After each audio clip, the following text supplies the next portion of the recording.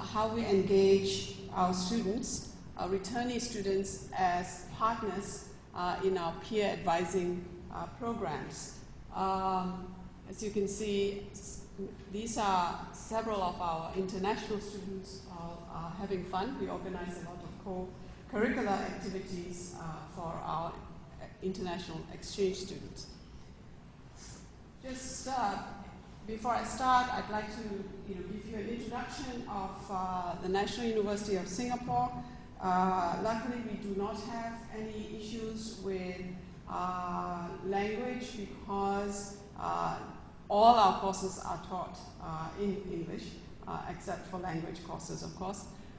The vision of NUS is to become a leading global university, but to be centered in Asia. And of course, to influence the future through the research-intensive activities we have at NUS. Our mission is to transform the way that people think and do things through the three activities we have in the university, through education, through our research, and of course, through service.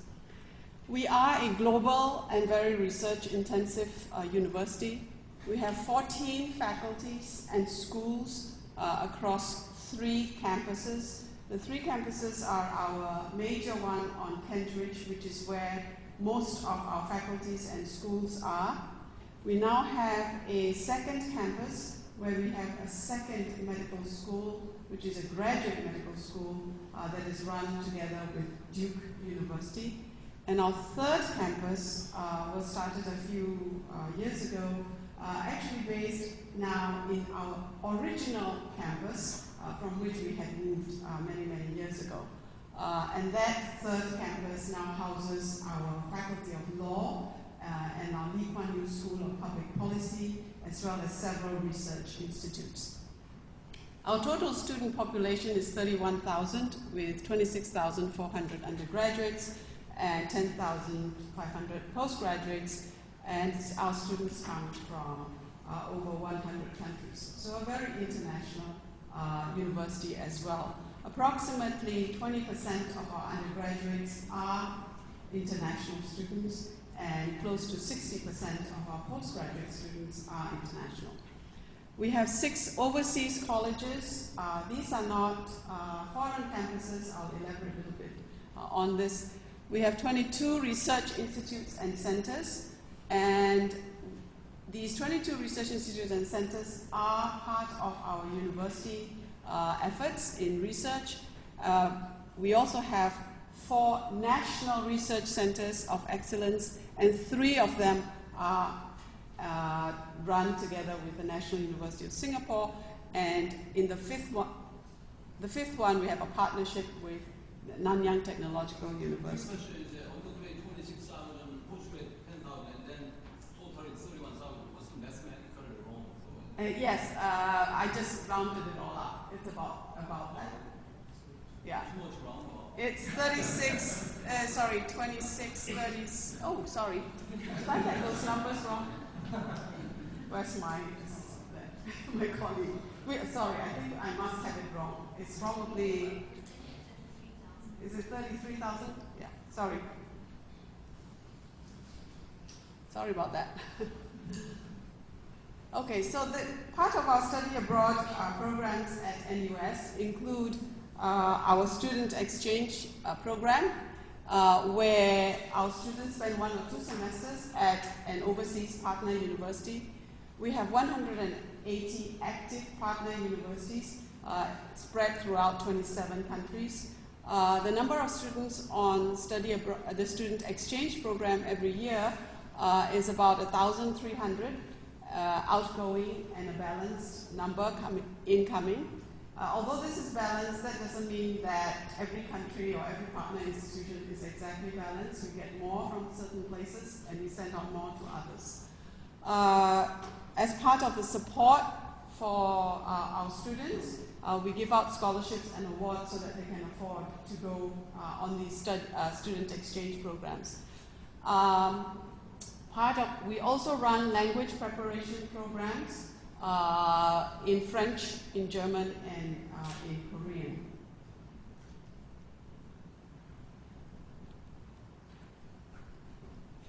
Apart from those student exchange programs where students go for 1 or 2 semesters, we also have shorter programs which we call global opportunities, and we provide students under this program with more short-term but still academic immersions, and also to cultivate interest in less traditional destinations. So part of these global opportunities include internships. So we send about 25 students a year to 4 countries.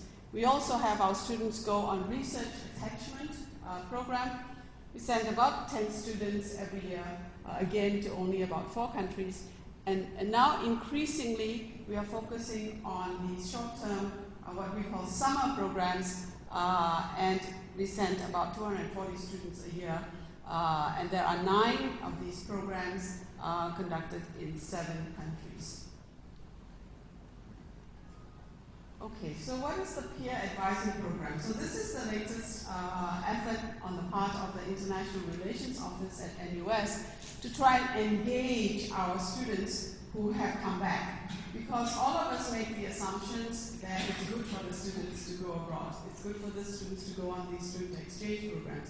But then if we don't do anything about this when they come back, they lose that, and as the university, we also lose on the experiences that these students have had. So what we decided to do was to start this peer advising program, and we just started this less than a year ago in May 2010. It's run under the Global Education Team. That's our team that looks after the short-term programs at the International Relations Office. So what we've done is we've hired 3 of our students who have gone on exchange programs, and we pay them. They come in and run the program with guidance from our International Relations Office staff. We focus on the gaps, meaning we focus on the gaps which are in the exchange and our short-term students. This is a rapidly growing and progressive program on campus. These are, I think, our 3 paid students working together, and they've designed their own little logo called Peer Advisors. I guess this is the globe, this is NUS going this way, and students going in various directions. So part of the peer advising program, what are our target groups which are part of this program? The first group, of course, is the returning NUS students, the students who've gone abroad and come back. We want this program to serve as a platform for them to share their wealth of knowledge that they have gained. And we also want to put in place a support system during the re-entry of our students who've gone abroad and then come back to NUS. Sometimes we hear from our students, especially those who have gone abroad for 1 full year, they come back and they tell us they get a culture shock when they come back into NUS and into Singapore. So we want this to serve as a support system for them.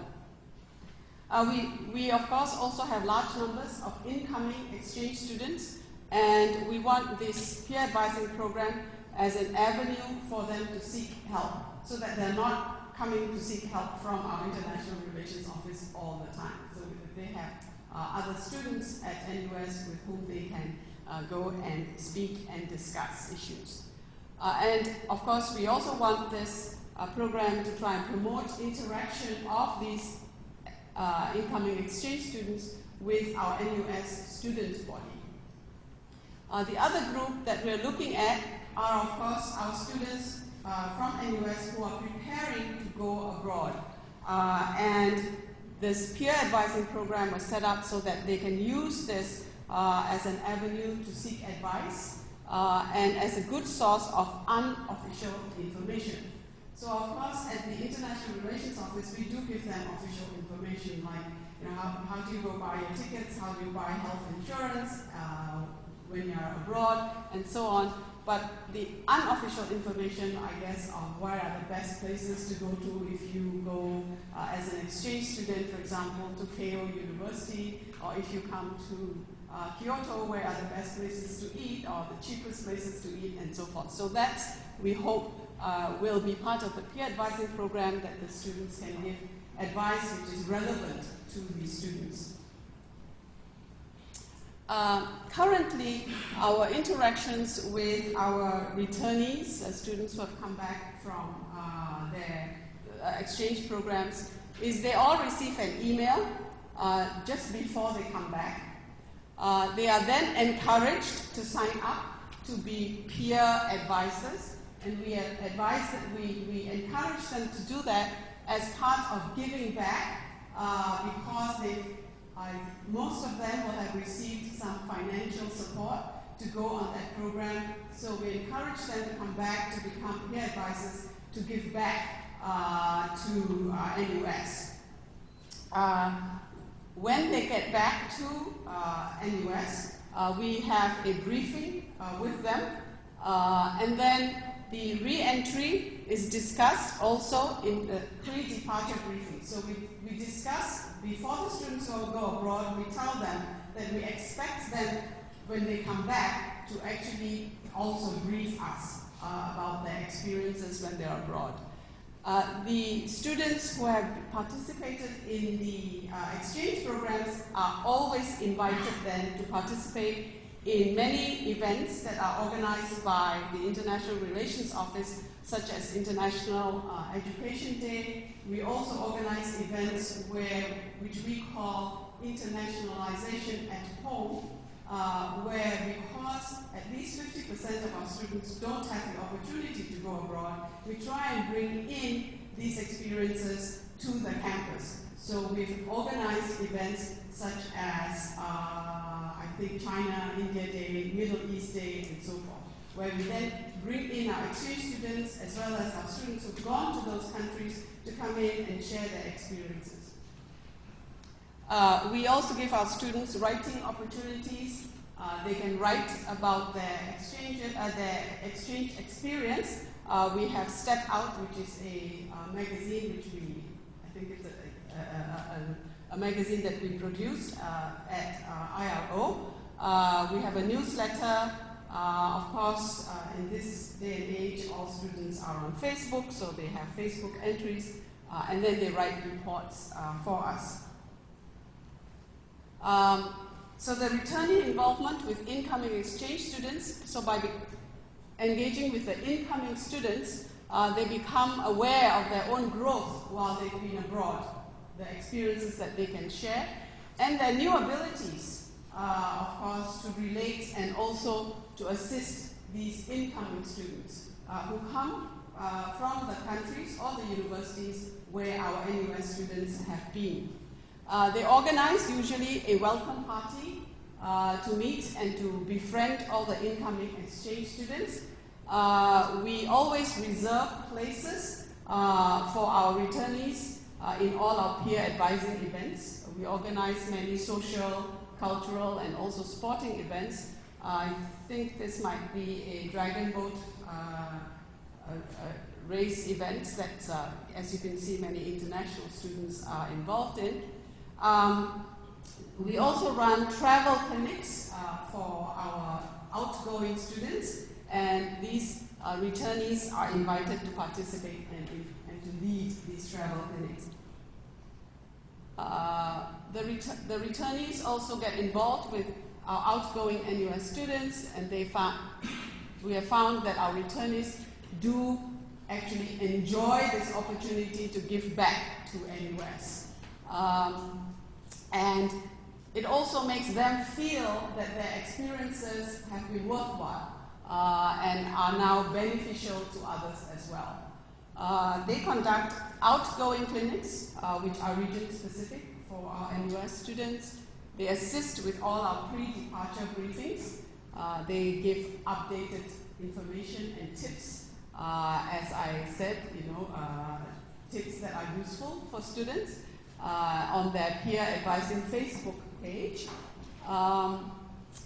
Many of our returning students will also volunteer to be contacted by any student who is interested in going on exchange. So we may have students who are still thinking about going on exchange, but need all kinds of other information that they may not get from us at the IRO officially, and may want to get some unofficial information. So we have our returning students who volunteer to be contacted. These are our peer advisors. So the objectives of this program are to recognize and value our returnees' unique experiences and to encourage them to use these skills that they have learned while they are abroad, to allow these returnees to share their knowledge and experiences for students who are considering going abroad, to make valuable connections, of course, between our NUS students and the incoming students so that we can integrate both international and our own students. And to provide, of course, these academic, social, and psychological outlets for our returning students. Just very quickly, an evaluation. We have had re-entry briefings. Most of them tell us, 88% tell us they actually experienced reverse culture shock. 62% have found briefing useful, about 38% found it very helpful. They appreciated the re-entry talk at the beginning, and it started him thinking about the things that he had ignored in his daily life before he had gone abroad. We have had welcome parties, we organized dragon boat outings, we have a mid-semester barbecue. So the lessons learned are that we have our students learn through doing, through participating in these welcome parties, as well as participating in activities where we have both NUS students and international students. The peer advising and the focus on returnees, we have just started, as I said, just in May 2010. We think this will take a little bit of time to catch on, and we hope then it will become an established and well-known aspect of NUS exchange programs. Suggestions and feedback from our students are always given serious consideration when we form our itineraries and events. Returnees need outlets to express their experiences, their feelings of the student exchange programs, and we need to move our entire NUS community away from the shoebox effect. What we mean by the shoebox effect is that as many of us travel abroad, we take lots of pictures, we buy lots of souvenirs, we come back and then we just put them away and forget about it and get on with daily life. It's like putting everything into a shoebox. So we want to not have that happen, and that's why we have started this program so that our students can continue to reflect on their experiences and to use these experiences to help the students who then will go abroad. We will try and improve, of course, this particular program. We will refine our re-entry briefings. We create reunion times. We will set up our new IRO website so that we can have a section on re-entry and resources for our returning students. Educate our professors and staff about the students who have gone abroad so that the students who are in their classes may have a different perspective on the issues in their class discussions. And finally, we want to create stronger links with our counseling and psychological services of the university so that in case of student difficulties with re-entry adjustments, they can come in and help us. These are some of the photographs that have been taken by our students who have gone abroad. And I'm not quite sure exactly where they are, but they are not in Singapore. Okay, so I'm quite happy to discuss this if anybody's interested on how we can start. You could start a program like this in your university. Thank you.